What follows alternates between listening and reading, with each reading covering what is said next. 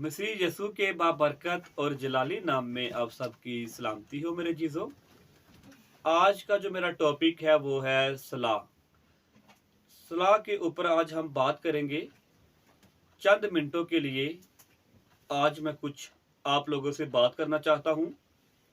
आइए मेरे साथ मिलकर पहला ज़बूर और उसकी पहली आयत को निकालिए और इस आयत को मैं आप सबके सामने पढ़ना चाहता हूँ। मुबारक है वो आदमी जो शरीरों की सलाह पर नहीं चलता और खताकारों की राह में खड़ा नहीं होता और ठट्ठाबाजों की मजलिस में नहीं बैठता। क्या कहा है खुदावंद ने कि मुबारक है वो आदमी जो शरीरों की सलाह पर नहीं चलता। आज जो मेरा टॉपिक है वो है सलाह। कि आज के दौर में हमारा जो भी बहन भाई, नौजवान, बेटा बेटी, बुजुर्ग जो हैं, वो आज हर किसी से जब सलाह लेते हैं तो उनके लिए परेशानी होती है। मेरे अजीजों, जब भी आप सलाह लें तो आप किसी अच्छे खादम से सलाह लें, कि अच्छा भाई हो, उससे आप सलाह लें और फिर देखें कि आप खुदा यीशु मसीह से सलाह लें। आप सलाह जो है वो खुदा यीशु मसीह से जब सलाह लेंगे, उसके साथ जब चलेंगे, तो खुदा यीशु मसीह आपको अच्छी सलाह देगा, क्योंकि वो हमारा अच्छा चरवाहा है और अच्छी हमें सलाह देने की वो कुदरत रखता है और अच्छा हमारा सलाहगीर खुदा यीशु मसीह है। और देखिए कि जब संडे वाले दिन अक्सर हमारे लोग जो हैं, बहन भाई, जो भी चर्च में जाते हैं, तो जब देखें कि वो चर्च में जब जाना शुरू करते हैं, चर्च में जाते हैं, तो वो ऐसा करते हैं कि रास्ते में किसी ना किसी के पास वो खड़े हो जाते हैं और उनसे वो क्या करते हैं, सलाह लेनी शुरू कर देते हैं। और जो लोग वहां पर खड़े होते हैं रास्ते में, वो भी हमारे बहनों भाइयों को आवाज देकर कहते हैं कि भाई जी आप कहाँ जा रहे हैं, बहन जी आप कहाँ जा रही हैं। तो वो कहते हैं कि हम चर्च में जा रहे हैं। तो वो कहते हैं कि आज छोड़िए, आज ना जाएं चर्च में, आप ऐसा करें कि अगले संडे चले जाएं। आज मैं भी नहीं गया तो ऐसा करेंगे कि अगले संडे गट्ठे चले जाएंगे। तो वहां पर देखिए कि हमें दूसरी जो बात मिलती है कि और खताकारों की राह में खड़ा नहीं होता। और जब वो इंसान चर्च में जा रहा होता है, वो खताकार की राह में जब खड़ा हो जाता है, तो फिर वो क्या करता है, वो खुद भी नहीं जाता खुदा के घर में और दूसरे को भी क्या करता है, रोक लेता है कि आज आप भी ना जाएं, अगले संडे गट्ठे जाएंगे। तो और फिर देखें कि इसके बाद फिर क्या लिखा हुआ है, और ठट्ठाबाजों की मजलिस में नहीं बैठता। कौन नहीं बैठता? मुबारक है वो आदमी जो शरीरों की सलाह पर नहीं चलता।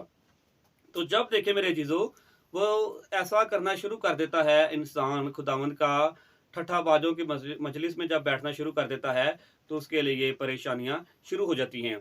जो इंसान खुद ही अपने घर वालों को नहीं बचा सकता, जो इंसान खुद ठीक नहीं, जो खुद ही डूबा हुआ है, वो दूसरे को क्या सलाह दे सकता है? वो किसी दूसरे को सलाह दे सकता है? कभी नहीं।